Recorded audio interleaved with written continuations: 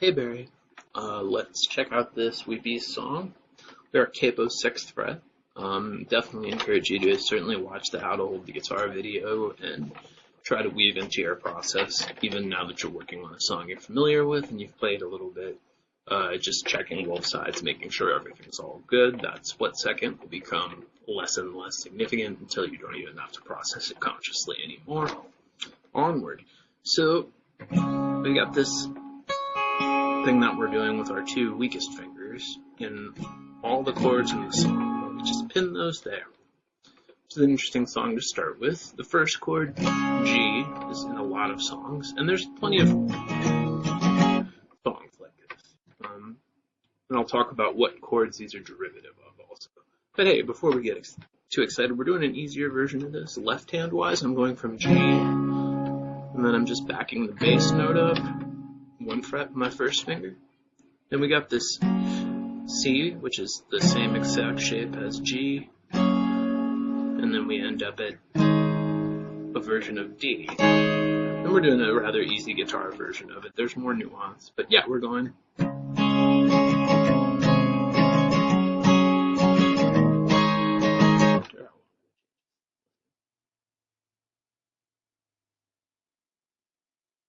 Twice each. So.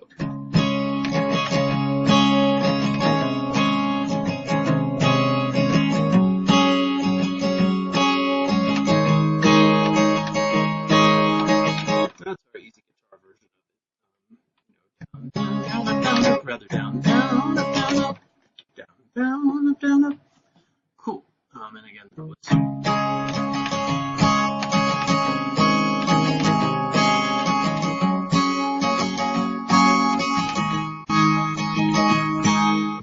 Get good at that. Pause. Cool. Actually, on the D chord, the last of those four, we get we end up playing the regular version of D. Listen.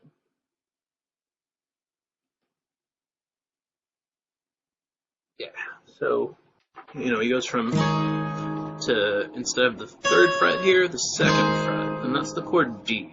So the most common chord in the song, but G like this and D like this will be in 100 zillion songs, whereas these versions will just be in a single zillion.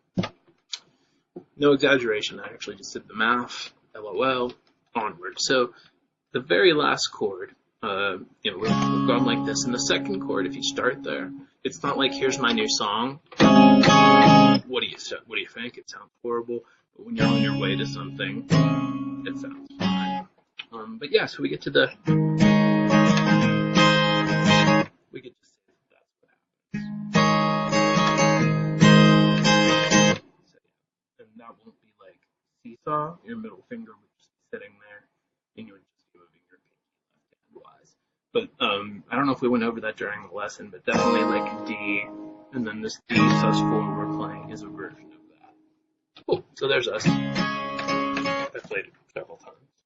Good times. Let me listen to other things. Okay, having listened to that, I don't remember exactly whether we went over it in class or I just said, I figured it out, here's what we're going to do. But chances are we didn't do the full version, as that's got these big, reachy, crazy. Chances are we just did.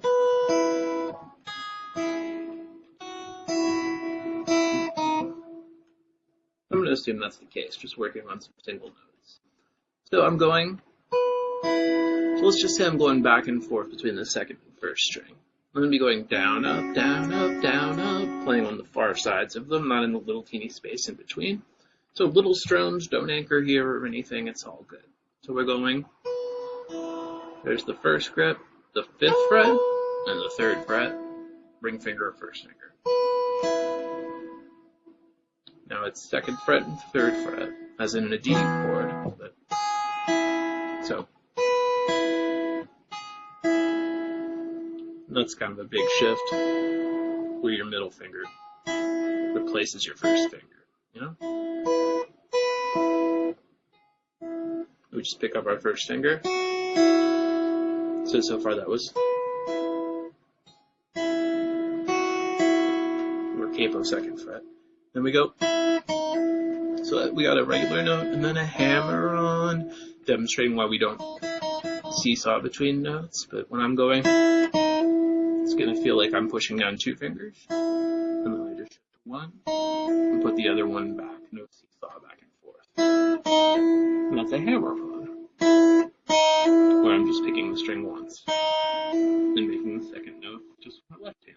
I don't remember if we give you tab on this, but not all over there. If you move decisively going, we'll just tap. So.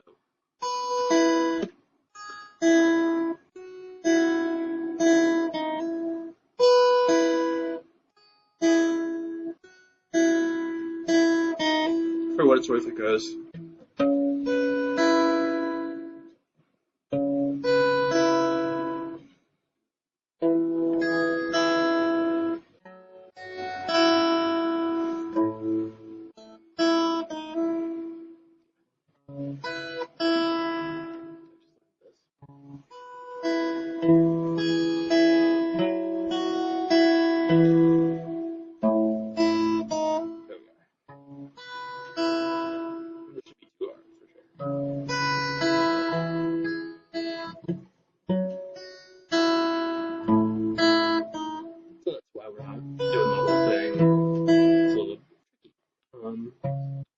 So there we go. We get some nice, just single notes on their own. Get used to some nice coordination.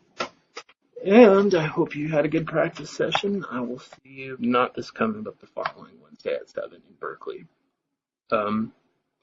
Significant chance I didn't give you my address of my home studio. It's 1646 Berkeley Way, apartment number 8.